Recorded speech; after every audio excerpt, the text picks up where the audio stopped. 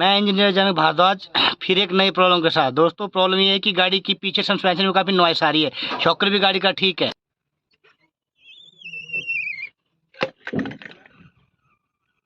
Shocker बिल्कुल ठीक है दोस्तों, बुश भी ठीक है, फिर भी आवाज़, ये आवाज़ हमारी दोस्तों वजह है जो हमारी शॉकर का आई सेक्शन है, जहाँ पे यहाँ पे आपका शॉकर फिट होता है अपवर्ड में।